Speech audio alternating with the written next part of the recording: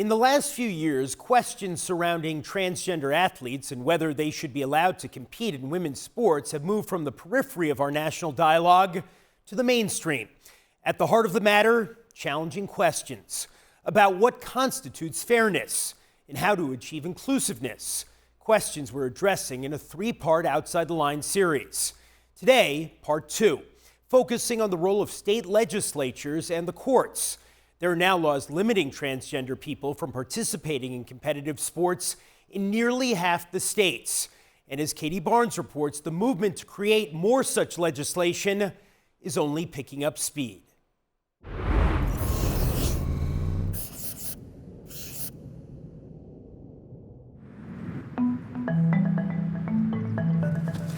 My favorite sport is soccer. Right. What? I like the teamwork and overall just like having fun with my friends. Meet Y, a 12-year-old who wants to play soccer on the girls' team at her middle school. I want to play in the girls' team because I'm a girl. The family asked to stay anonymous for fear of public backlash because Y is transgender. While the term transgender describes a range of identities, it is transgender girls and women participating in women's sports that has become the focus of legislation. In June of 2023, Missouri passed a law that restricted access to transgender athletes for playing on their school's sports teams. And so she became unable to play with her friends from her school on her school team. While courts across the country, and perhaps eventually the Supreme Court, consider this type of legislation, lives of everyday families, like this one in Missouri, have been upended. It opened up a world of negative possibilities for her in a lot of ways. Suddenly, she is being singled out in a very real and legal sense. I think these laws are singling out how transgender kids are able to interact with the world, really make my daughter feel like she's different than other kids, like she's not wanted in our state. The origin of legislation on the issue of transgender athlete participation dates back just 3 years to 2020, when the first bill that would become law was introduced on the floor of the Idaho House of Representatives.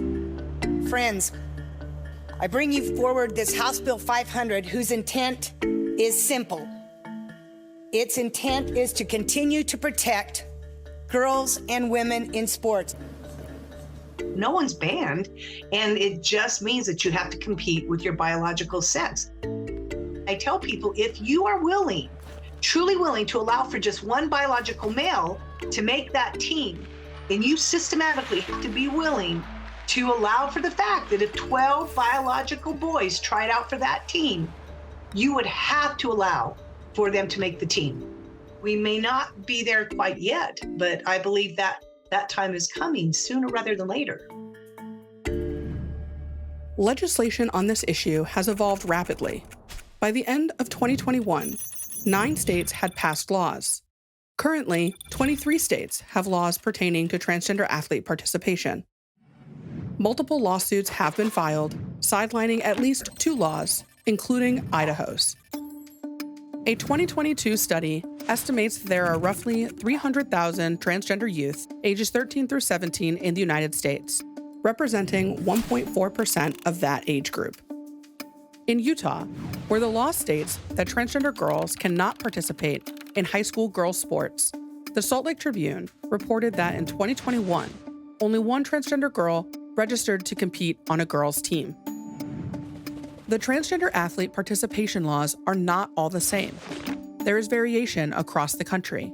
For example, the law in Kentucky restricts eligibility for girls' sports in grades 6 and above, while Tennessee passed 2 separate laws.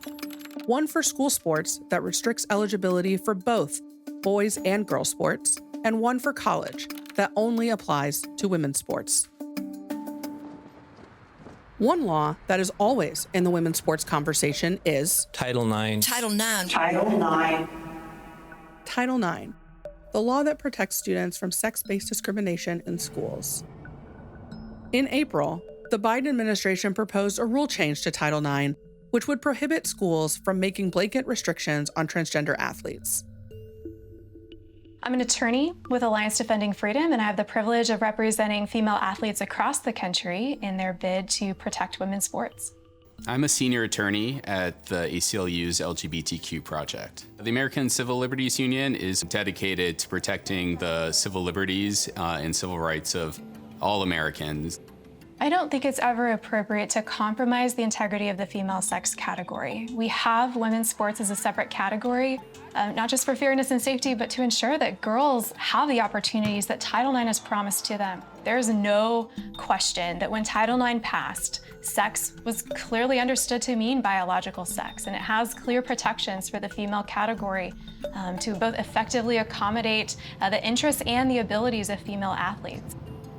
Legal principles require, both under the Constitution and under laws like Title IX, is that any exclusion based on sex needs to be narrowly confined, and you need to draw those lines with precision.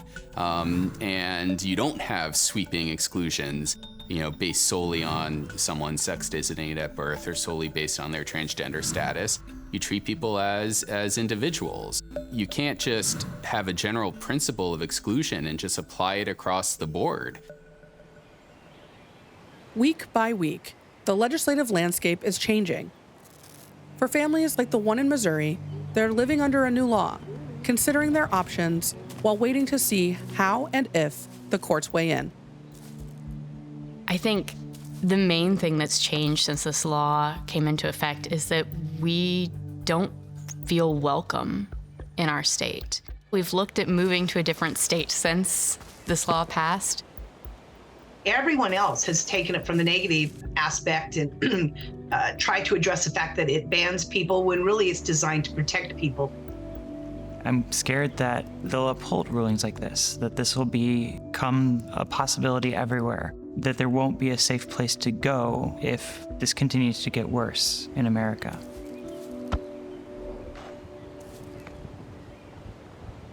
Katie Barnes reporting. There are no cases pertaining to transgender athletes pending before the U.S. Supreme Court, but there are such cases being litigated just one step away. Cases from Connecticut, Idaho, and West Virginia at the Court of Appeals level. For more on this topic, go to ESPN.com or the ESPN app. Tomorrow, in the final installment of our series, The Human Experience on the Field of Play of the transgender athlete and those who compete against them. That's what fairness means. It's about an equal playing field, and we most certainly did not have that. I disagree. Trans women competing in women's sports does not threaten women's sports as a whole.